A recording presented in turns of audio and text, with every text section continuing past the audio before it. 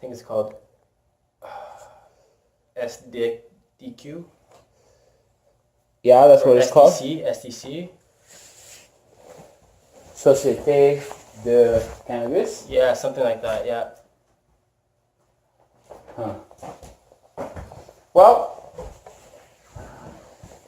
we're definitely going to see what happens as a result of this new law. As promised to myself as well as everybody else who has been following or cares to follow. After this joint, and that's it, that's all. At 11:45 on the 16th of October, right before midnight. This is it.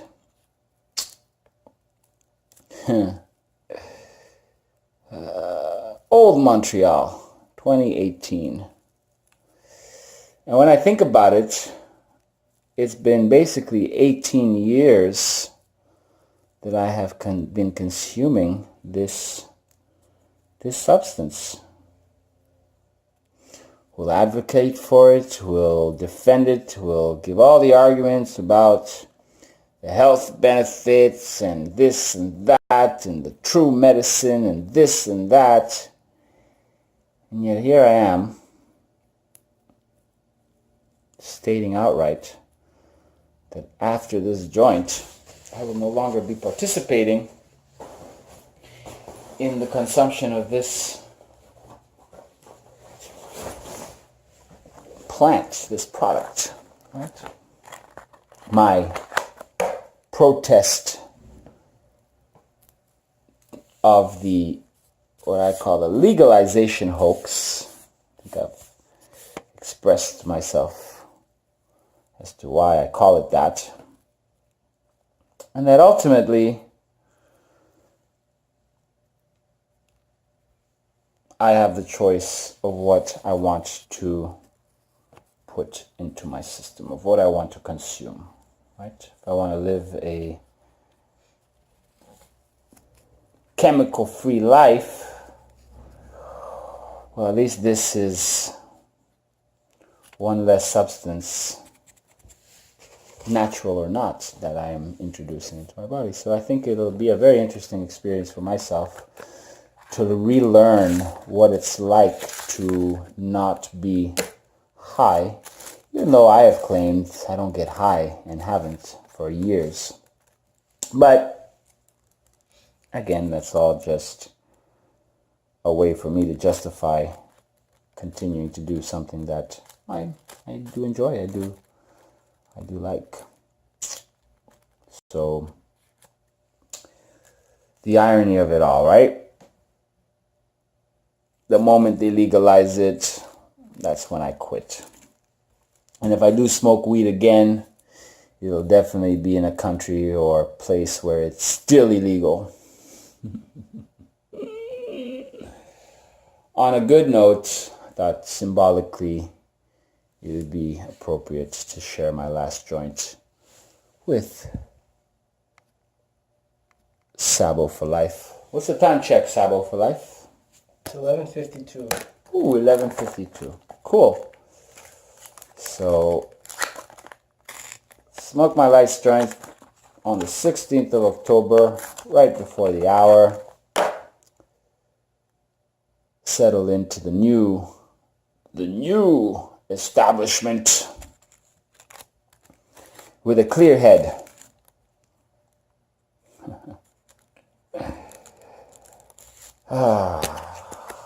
What a life, what a world we live in.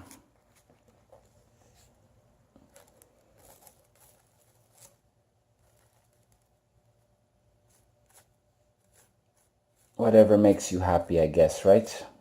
Whatever path you choose. I was saying as a joke, it's like, okay, so now that I'm going to quit smoking ganja, smoking weed, now that they legalized it, I'm going to switch to harder shit like hard liquor and crystal meth and crack and cocaine. Hookers and cocaine. What happened to Establish 1983? Oh, well, I heard he quit smoking weed and became a crackhead. But he's still a vegetarian. He's a vegetarian crackhead.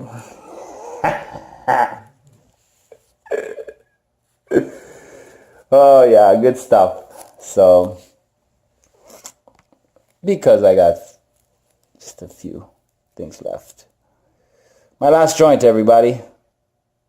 Old Montreal to new. So, I'll see you on the other side. Thank you for supporting this life change that I've decided to make. I'm talking to myself, by the way, when I rewatch this. So, till next time. Ta-ta. So I thought I'd go in and check the news. Go online. Actually, I was checking CTV to see if another news article had popped up. Obviously, this was from 11:30 yesterday, because it's now 2:32, soon to be 2:33. And so, oops, what happened there? And so I thought, yeah, let me see what the news was at 11:30 today. So as I was basically on my way to my place and did the video you just saw, this was going on. So let's watch.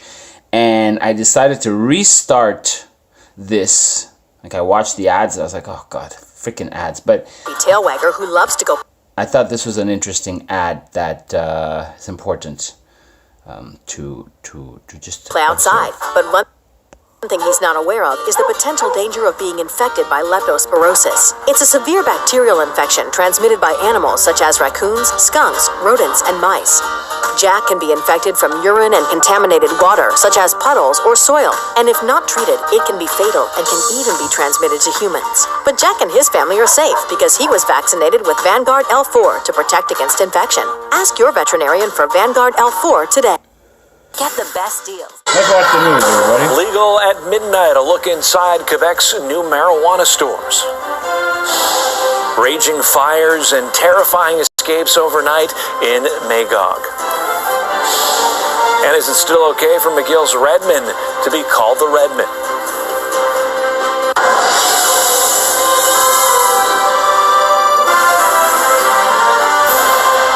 Not gonna give any commentary or anything, just gonna listen, and you can see what you can make up your own mind about this whole thing. CTV News with Paul Karwatsky. Good evening. Well, cannabis will be legal in Canada in less than 30 minutes now. In Quebec, 12 cannabis stores will be open for business tomorrow, 3 of them in Montreal, with a 4th coming soon. Cindy Sherwin gives us a look tonight at what the first customers will see tomorrow. Dried flowers and ground cannabis, pre-rolled joints, cannabis oil, oral sprays, and pills, all behind the counter, but all for sale to those 18 and over tomorrow.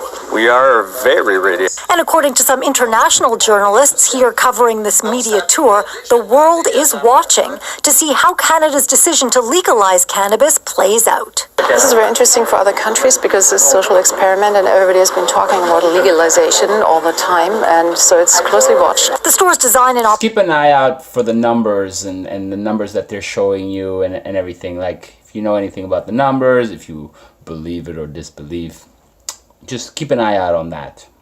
operation reflect the many regulations found in the federal and provincial legislation. The space is plain and neutral, almost clinical. First, unless you're clearly older than 18, a security guard will verify your identity and age, and only then will you be allowed to enter the store. 300 staff are ready to start their shifts at 12 Quebec locations Wednesday. We will. Tangerine Dream! Tangerine Dream! Yeah, I know that one. guide them through the product attributes, but we will not promote any products. So we will not say, if you want that feeling or if you want that effect, use that product instead of this one. 3 varieties of cannabis will be sold in all Quebec stores, and all the products, when you walk in, you'll see that they're all pre-packaged, and the signage will explain to the customer what they're getting. So, for example, it explains the variety, also what form it takes. This is a pre-rolled joint that's sold in packages. It talks about the level of THC and CBD cannabinoids in each product, the aromas and flavors, and finally, along with the price, what intensity this particular variety is. The SQDC, a not-for-profit enterprise, says its pricing is the lowest of any Not-for-profit enterprise. Oh yeah, they're telling you right away. province to compete with black market drug dealers, but it says not so low that consumption will be encouraged. Quebec did a good job because we were one of the first provinces to sign supply agreement, and we have also issued the purchase order a long time ago. It was around March. So we have the stock. 1 gram sells for as little as $5.25. The average is $7 per gram. You can only purchase 30 grams at one time. You can also purchase the... So 7 times 30 is $210 basically an ounce, or if you want to go the cheap route, $150 an ounce. So that's telling people, okay, watch out, illegal black market. Did I not say I wasn't gonna give a commentary here? Exact same products online. One thing we are expecting is to get about 30% of the black market for the first year, at the end of the first year, which represent about 50 metric tons of cannabis the first year. The SQDC plans to open 20 cannabis stores by the end of 2018 and 50 by the end of the first year of operation.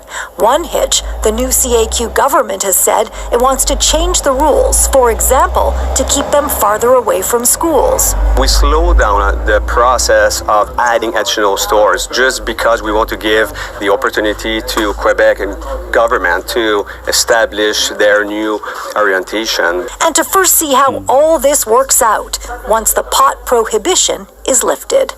Cindy Sherwin, CTV News.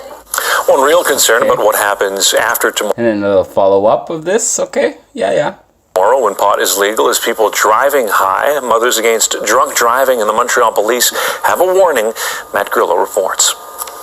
It'll be a roadblock like any other, with impaired drivers being stopped and punished as required. But police will also be looking to assess the actual impact pot legalization will have on Quebec drivers, starting with a special squad of 11 officers. They'll be patrolling the island and making selective roadblocks across the island in order to evaluate exactly what the impact. So 11 officers are gonna patrol the island for this specific thing, an island that supposedly has 1.3 million inhabitants. Okay, just 11 officers. Yeah.